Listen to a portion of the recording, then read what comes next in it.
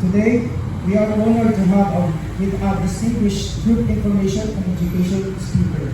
He is not only a respected officer of the Bureau of Fire Protection, but also a true example of dedication, competence, and genuine public service. In terms of his educational attainment, he earned his Bachelor of Science in Electrical Engineering from Misamis University.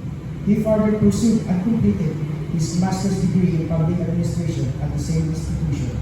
He is also a licensed electrical engineer, which reflects his strong technical foundation and leadership capability in both engineering and public service. Regarding his fire service and work experience, he began his service in 2003 as a fire officer 1. 2 years of hard work, discipline, and outstanding performance, he later qualified for lateral entry and became a commissioned officer in 2008. He has been assigned to various fire stations and offices in Lanao del Norte, Misamis Occidental, Iligan City, as well as regional and national office. That broadened his experience in fire preparation, fire safety enforcement, fire investigation, and administrative leadership. As to his expertise that connects to his information and educational message, his background in engineering, fire safety enforcement, fire investigation, and public administration makes him a well-rounded and effective leader. His practical experience in safeguarding communities, enforcing fire safety standards, and leading personnel provide meaningful insights and lessons that inspires excellence, discipline, and service-oriented leadership. Currently, he serves as the Chief Fire Safety Enforcement Division Regional Office Head, where he oversees and implements regulations related to fire safety to ensure the protection and safety of the public. He is a devoted husband and father. His family serves as one of his greatest sources of strength and inspiration in fulfilling his responsibilities as a public servant. The values of commitment, integrity, and dedication that he upholds in his service are deeply rooted in his role as a family man. This morning, let us hear from a leader with full of experience, wisdom, and heart to inspire. Please help me welcome Fire Chief Inspector Emmanuel C. Ragpala, sir.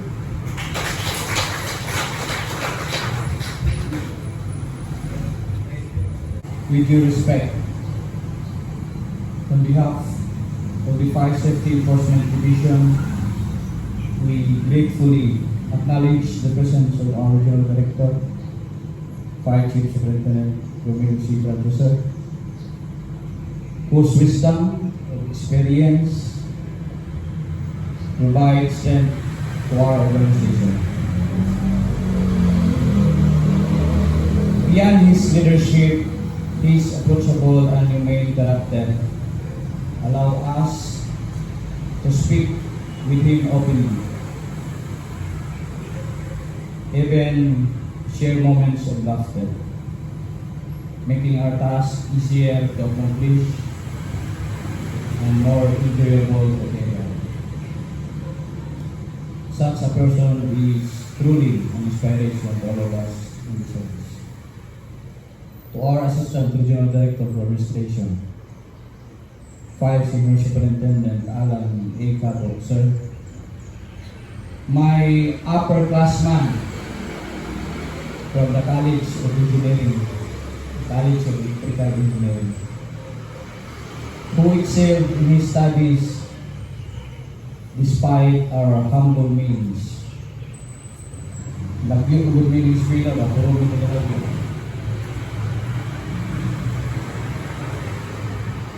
Ang challenges through determination and hard work. To our Assistant Regional Director for Operations, Fire Senior Superintendent Claiborne El Sertania, sir, who always reminds us that life is best enjoyed with balance with recreation, particularly in the games of tennis. Sometimes he loudly believes that tennis isn't just a sport. It is a lifestyle. It is more than an activity. It shapes positively your way of living, your outlook in life, and your character. Playing tennis can help you live up to 10 years longer while keeping you healthier and feeling better.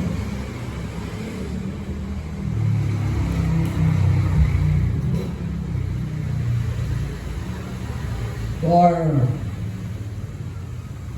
Regional Chief Director of Staff, Vice Senior Superintendent Trixie Fabre, sir, whose work is characterized by welfare, diligence, contingency planning, and meticulous attention to detail.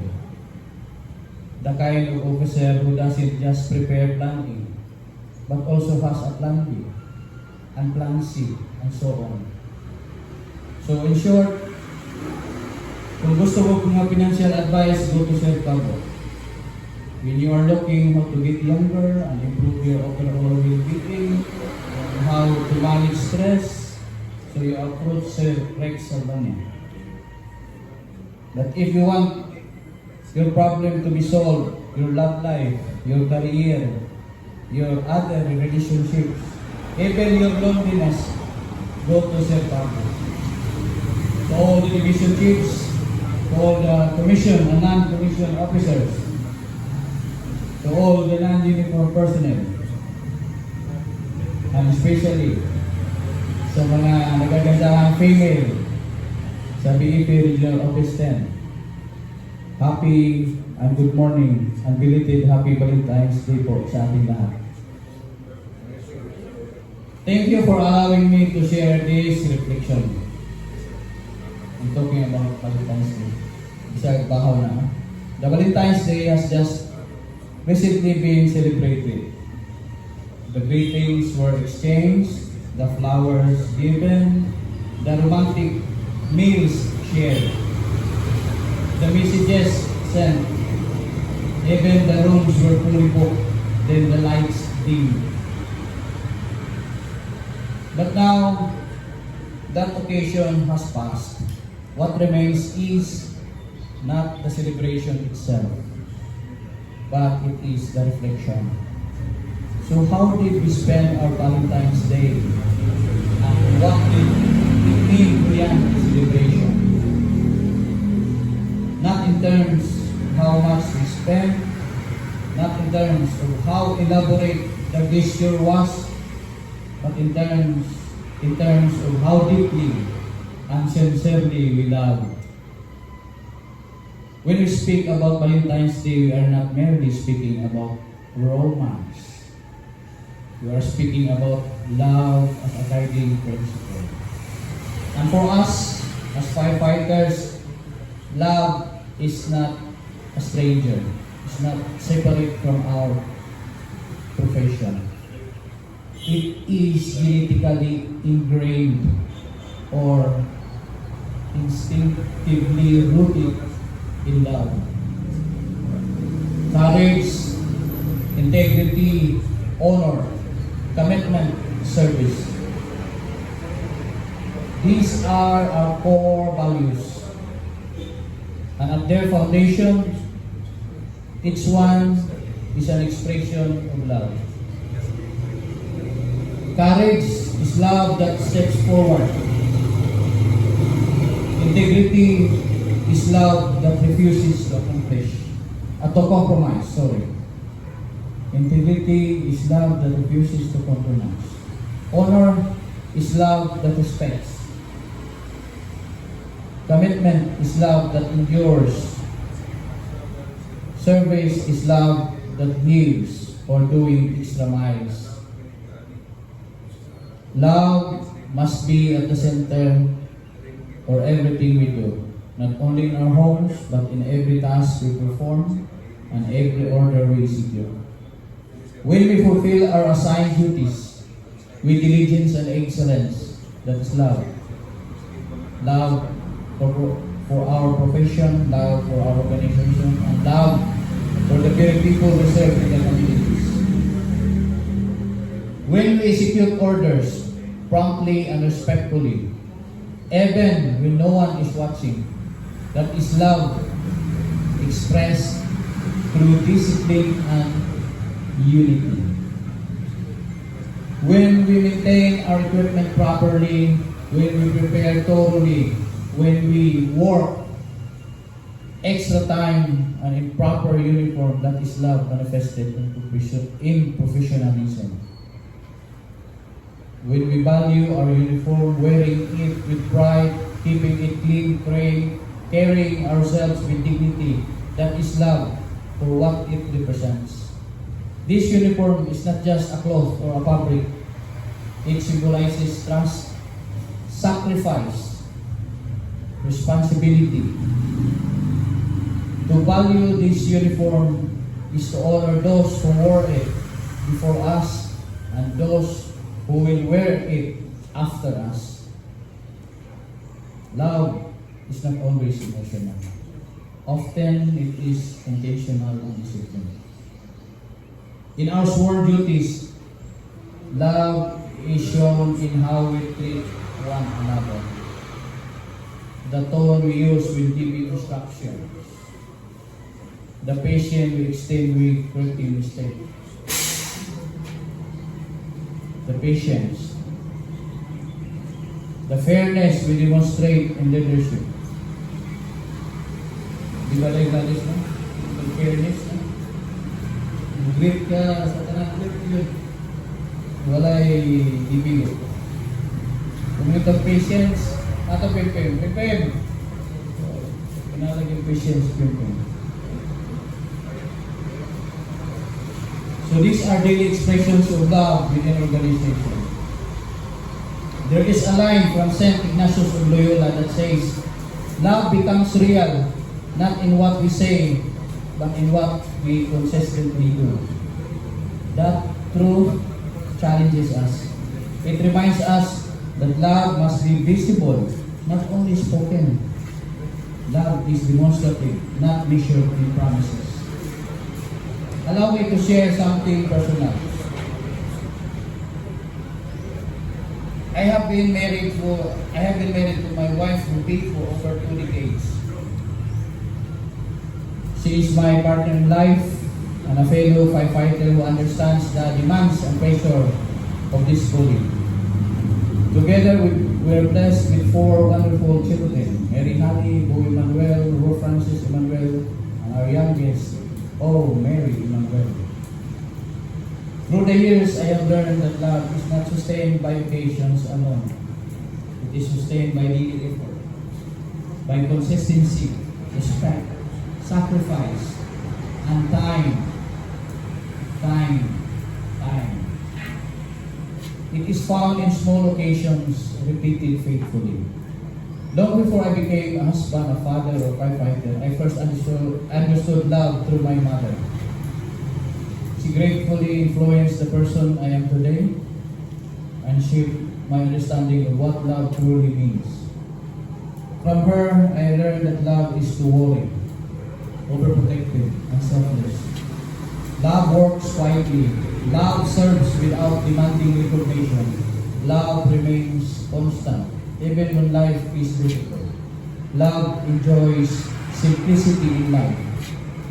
Love also knows how to laugh brightly and without holding back. My mother loved us so fiercely, so big, and so loud. Much of how I try to love my family and serve in this profession traces back to my mother's example. Today, I offer this reflection also to every member of her, in gratitude for the foundation she did in my life.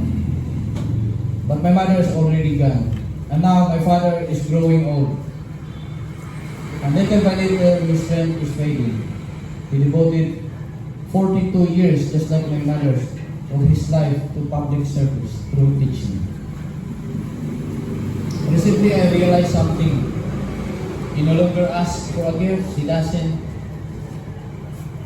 not ask for money, and he has never been.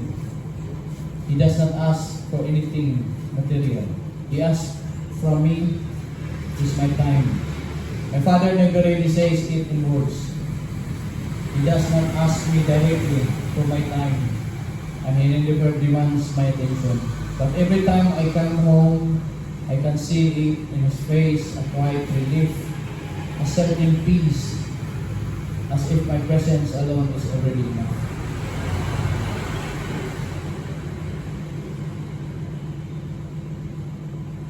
I can see through his eyes and the gladness of his expression when I am there, whenever he sees me. When I am home, sometimes we hardly talk. He simply sits beside me. Sometimes he repeats stories I have already heard many times before. Stories from his younger days, from my childhood. Before I thought he was forgetting. Now I understand. He is not repeating the stories because he forgot. He is repeating them because he wants to relive the moments while he's still young. As firefighters and public servants, we always respond to emergencies. We save strangers, we protect lives, we sacrifice holidays, we are absent on birthdays, and we skip family gatherings because duty calls, and we are so proud of that. But one day, we will face an emergency we cannot respond to. The day our parents are no longer there. We always say, next week I will visit. We always say, after this activity I will go home. We always say, when I am less busy, I will spend time with them. But time does not wait, and no amount of money can ever buy back time. Our parents once carried us when we could not walk. They stayed awake when we were sick. They sacrificed their dreams so we could have achieved ours. Now they are the ones slowing down. And the truth is, they do not need our salary. They do not need our medals. They do not need our accomplishment. They need our presence, ladies and gentlemen. Valentine's Day is not only about romantic love. It is about love that expects nothing in return. And that is the love of our parents.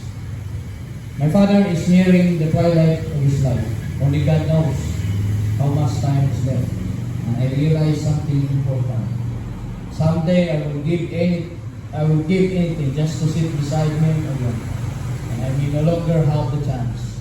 So today, I am not only giving a speech, I am giving a reminder. I am giving you the chance to make it happen.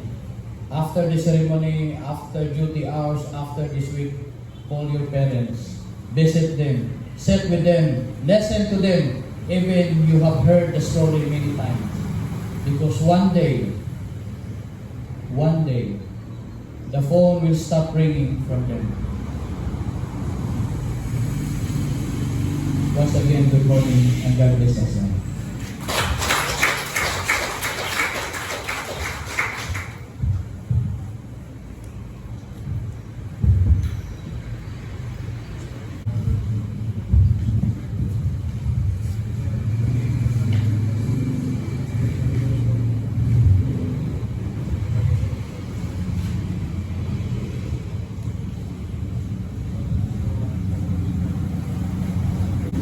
Thank you for that inspiring message, sir. At this juncture, we call in our Regional Director, Fire Chief Superintendent Romel C. Tradio, sir, to award the Medallion Papuri to our speaker, to be assisted by our Assistant Regional Director for Administration, Fire Senior Superintendent Alan A. sir. Citation read, Medallion ng Papuri is given to Fire Chief Inspector Emmanuel C. Ragpala, Chief Fire Safety Enforcement Division, Regional Office BFP-10, for his insightful contribution and commendable performance as the Troop Information and Education Speaker during the traditional Mandi Flag Raising Ceremony held on February 16, 2026 at the BFP Regional Office 10. Such display of dedication and commitment served to inspire and motivate others to achievement of BFP mandates and programs, thereby worthy of recognition. Given this 16th day of February 2026 at the Office of Regional Director, BFP 10, Dumamila Extension, Carmen Cagayan de Oro. Signed by Romel C. Tradio, Fire Chief Superintendent, BFP Regional Director.